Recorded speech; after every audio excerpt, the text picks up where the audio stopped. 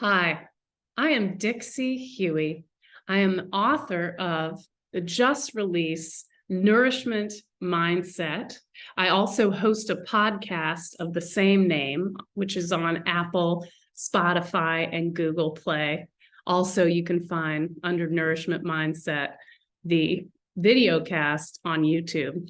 So today I am here to share with you my top 5 things to achieve a healthy body weight and keep it permanently.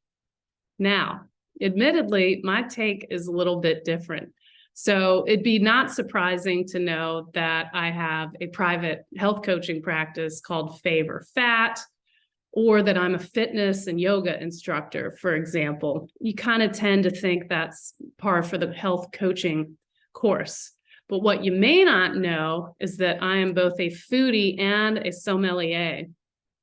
Prior to my career in health coaching, I spent 20 years marketing wine and fine culinary products, which meant I had the distinct pleasure of dining around the world with farmers, chefs, and winemakers. And I bring this up because this is critical to the whole concept of the nourishment mindset.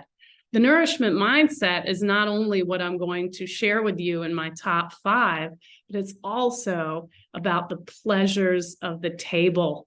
This is something that is lacking in the American culture in a lot of households. And to me, it is the missing piece of the metabolic health puzzle. So let's get to our top 5 things.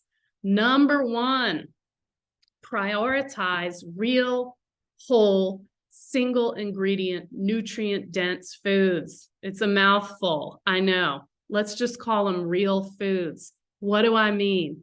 I mean anything from beef to broth to butter, from your greens to your ghee, from cheese, avocados, coconut oil, olive oil, all kinds of fresh, even frozen produce, real foods. They don't need a label because they don't have a bunch of ingredients. So nutrient density is the new way of thinking about food. This is the opposite of counting calories consumed and burned. It is, what does this food bring to my plate? Is this even a real food?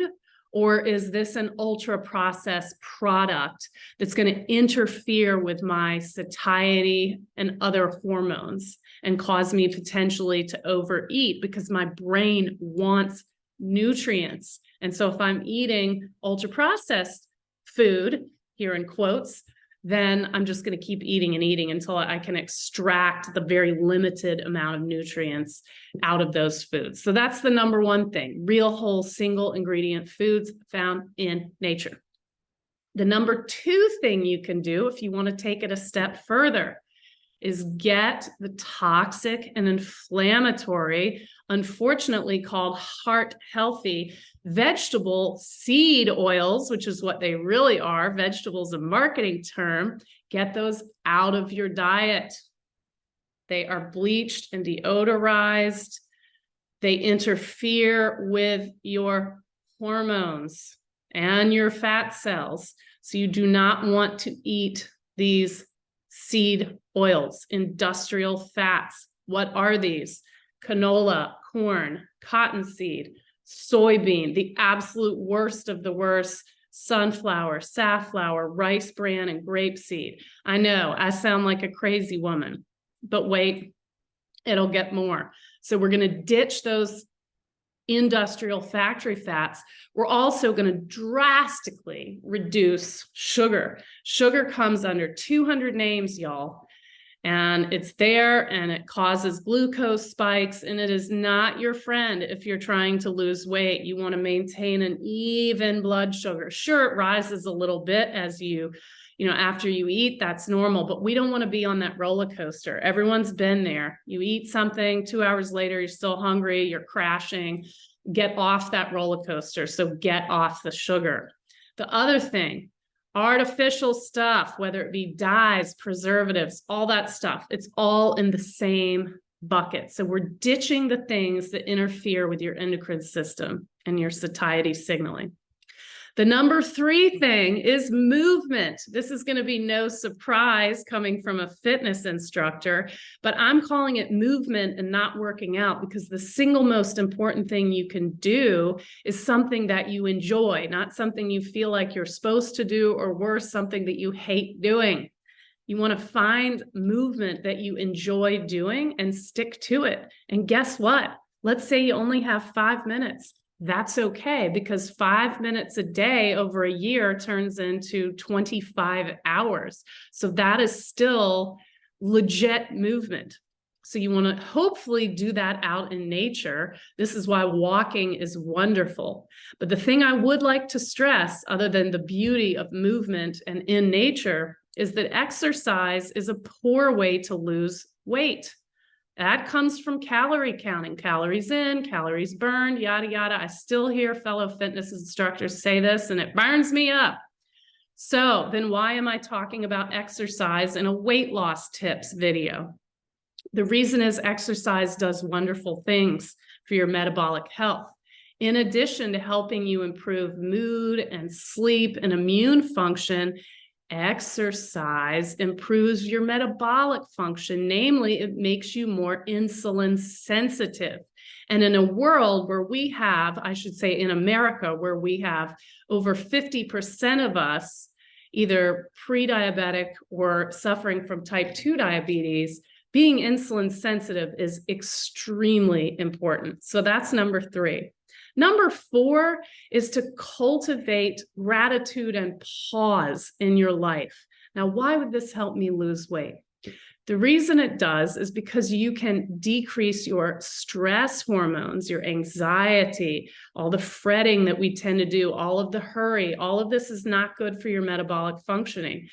No, you do not need to become a yogi or a meditation guru. It's great if you decide to do that, but all I am suggesting is 5 minutes a day of quiet pause, preferably in a dark room with eyes closed. This will do wonders for your mindset, because the thing that diets fail to, and diet rhymes with riot, by the way, it's not good.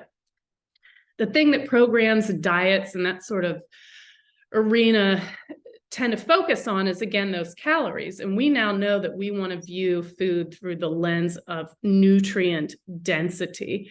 We also, when we do those types of regimes, we're not taught about our mindset. And that is so important, because wanting to have metabolic health, which is more important than weight loss, I like to think of weight loss as a side effect of metabolic health. It involves your mindset. So taking time to quiet your mind, very important, just 5 minutes a day. Ditto with that walk around the block. And then the final thing is to think about this idea of the nourishment mindset. So it's not just what we put in our bodies, it's what we put around our bodies. So that could be the people that you spend time with, that could be what you consume with your brain, or it could even be what you put on your skin or in your household. There are all sorts of toxic chemicals and maybe toxic people, and trying to mitigate that and minimize that is going to help your metabolic health. So in summary, prioritize real whole foods in that lens of nutrient density. Number 2, ditch things that interfere with your endocrine system and your metabolic health, namely industrial seed oils, sugar, and artificial items, preservatives, dyes, etc. Number 3, move in nature, preferably. Number 4, cultivate pause in your life, some quiet time. And finally, number 5, use this nourishment mindset to think about what's around, in, and on your body. And then, my friends, weight loss will be a side effect. Thank you.